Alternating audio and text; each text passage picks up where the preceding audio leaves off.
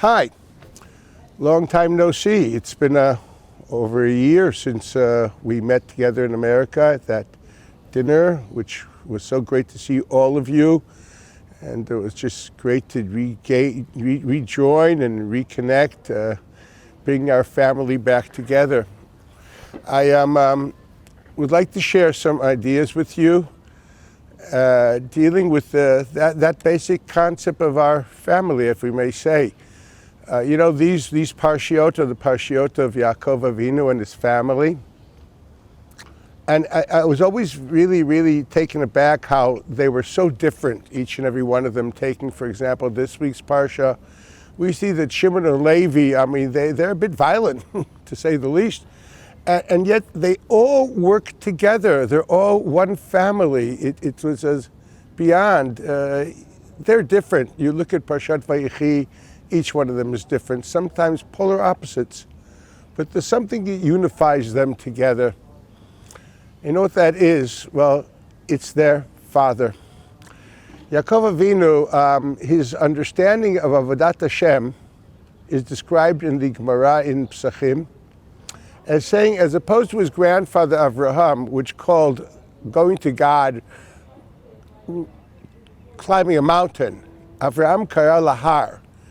It's a place to ascend to. Yitzchak kara la sadeh. It's a plateau. These are all open air areas which definitely point out the uniqueness of the person on his own. But Yaakov kara lo bayit. Yaakov called the Beit HaMikdash and Avodat Hashem something which is inclusive. Now, can you imagine having all the rooms in the house looking the same? They would all be just bedrooms, or just libraries, or just dining rooms. That's not a house. It's not a home. A home is something which has different rooms of different characters and different functions, yet they all converge into one major idea. It's a place of inclusivity, a place where differences melt because there's the common denominator and the common idea. Yaakov Avinu is personified in the Kabbalistic literature as Midat HaTiferet, the attribute of beauty. You know what beauty really is? Beauty is the harmonious merging of different elements.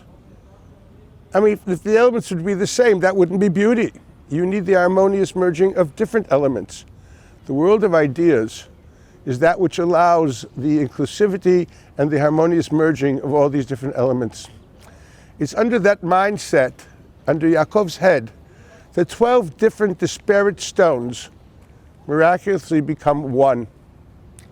And yet they are 12 stones, they are 12 different tribes, and yet they are one.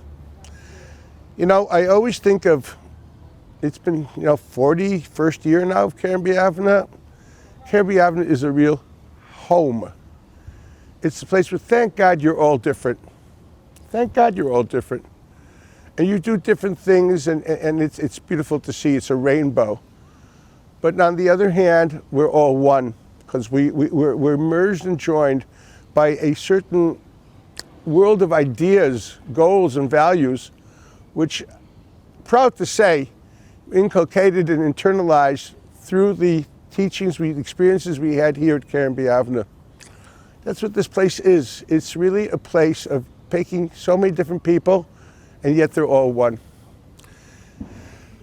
I only hope and pray this, I'm sure it will, this will continue for you, for your children, for your grandchildren, and this yeshiva will go on forever, because it has to. This is a era in which there is so much division, so much everybody feeling that they have God's truth in their pocket. Well, here we have our home, which gives us a broad understanding of Avodas Hashem, allowing us to be different, free, and yet under the broad tent of the oneness. I never engaged, only did it once, I remember. I never really engaged in all my years in any direct fundraising. I don't think that's my relationship with you is as such that I prefer to keep it as being Mr. Giver and not Mr. Taker. This is an era, this is a period of the Corona It's a tragedy as far as fundraising is concerned. We have a great mankal, Tzvi Zeltzer, which is working overtime and doing everything. He's so creative, it's crazy. He's a really bona fide person, someone which I've learned to cherish, respect, even love. But I felt I really have to help him because fundraising is gone down. One cannot travel anymore at the moment until there's a vaccine. Businesses have gone down. The expenses have gone up immensely due to corona. Even tuition has gone down because people have a hard time paying tuition.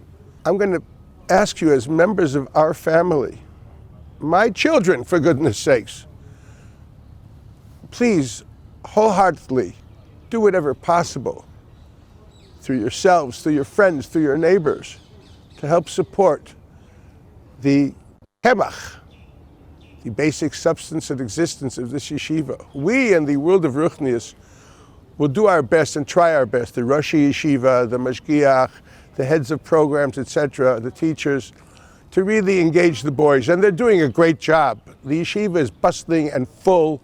The guys are learning up a storm, and it's more than unbelievable. For goodness sakes, my last shiur tonight ends at midnight.